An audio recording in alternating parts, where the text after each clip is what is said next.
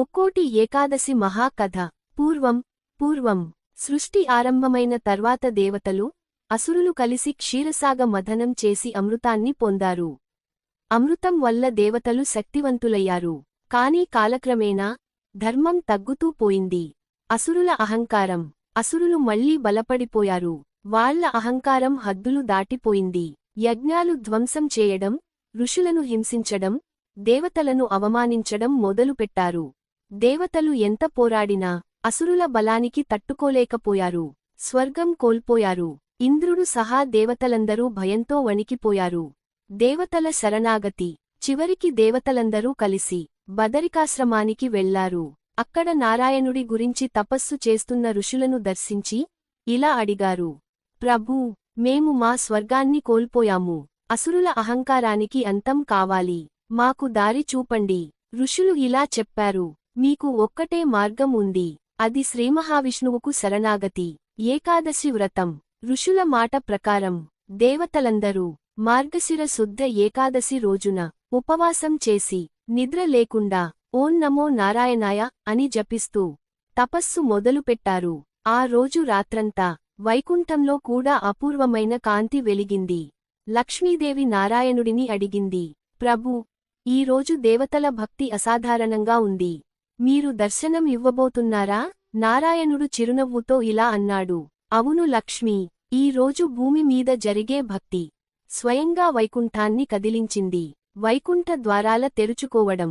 అప్పుడు శ్రీహరి వైకుంఠ ద్వారాలను తెరిపించాడు. గరుడ వాహనంపై కూర్చొని లక్ష్మీ సమేతంగా భూమికి అవతరించాడు. ఆ దివ్య క్షణంలో 3,33 కోటి దేవతలు ఒక్కసారిగా శ్రీహరి దర్శనం పొందారు. ఆ మహాక్షణమే ముక్కోటి ఏకాదశిగా ప్రసిద్ధి చెందింది. శ్రీహరి వరం. శ్రీమహావిష్ణువు దేవతలతో ఇలా అన్నాడు: ఈ రోజు నా ద్వారాలు తెరుచుకున్నాయి. ఈ రోజున ఎవరు నన్ను భక్తితో స్మరిస్తారో, ఉపవాసం చేస్తారో వారికి పాప విమోచనం, పుణ్యఫలం, చివరకు మోక్షం లభిస్తుంది. అంతటితో అసురుల బలం క్షీణించింది. దేవతలు మళ్లీ శక్తివంతులయ్యారు. ధర్మం పునఃస్థాపన అయింది. సాధారణ మనుషులకు ఈ కథ ఏమి చెబుతుంది? ఏకాదశి వ్రతం దేవతలకే కాదు, మనుషులకు వరం. భక్తితో చేసిన ఉపవాసం మనసును శుద్ధి చేస్తుంది.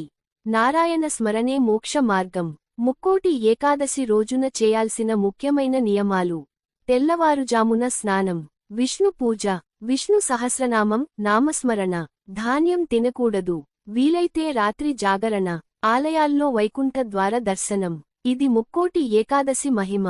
ముక్కోటి ఏకాదశి పూజ విధానం: ఉదయం బ్రహ్మ ముహూర్తం. తెల్లవారుజామున 4 నుండి 5 గంటల మధ్య లేచాలి. స్నానం చేసి శుభ్రమైన బట్టలు, తెలుపు, పసుపు రంగు అయితే మంచిది, ధరించాలి. ఇంటిని శుభ్రం చేసి పూజా స్థలాన్ని సిద్ధం చేయాలి. పూజా స్థలం సిద్ధం. పూజ మందిరంలో శ్రీ మహావిష్ణు, లక్ష్మీ, నారాయణ ఫోటో లేదా విగ్రహం పెట్టాలి. పసుపు లేదా తెలుపు వస్త్రం పరచాలి. దీపం, అగబత్తి, పూలు, తులసి ఆకులు సిద్ధం చేయాలి. సంకల్పం: దీపం వెలిగించి కళ్ళు మూసుకుని ఇలా అనుకోవాలి: ఈ ముక్కోటి ఏకాదశి రోజున శ్రీ మహావిష్ణు కృప కోసం ఉపవాసంతో, భక్తితో ఈ వ్రతం చేస్తున్నాను. పాయింట్: ప్రధాన పూజ విధానం: దీపారాధన, అగబత్తి వేసి, తులసి ఆకులతో విష్ణు పూజ, పూలు అర్పించాలి. నైవేద్యం పెట్టాలి: ఫలాలు, పాలు. మంత్రం సులభంగా ఓం నమో నారాయణాయ 108 సార్లు, లేదా విష్ణు సహస్రనామం పూర్తిగా లేదా కొంతైనా. ఉపవాస నియమాలు: పూర్తి ఉపవాసం చేయగలిగితే చాలా మంచిది. కుదరకపోతే పండ్లు, పాలు, కొబ్బరి నీళ్లు, బియ్యం, గోధుమలు, పప్పులు తినకూడదు. రాత్రి జాగరణ, వీలైతే రాత్రి విష్ణు కథలు వినాలి. భజనలు చేయాలి. నామస్మరణ చేయాలి. ఇది మోక్షానికి ముఖ్యమైన భాగంగా చెబుతారు.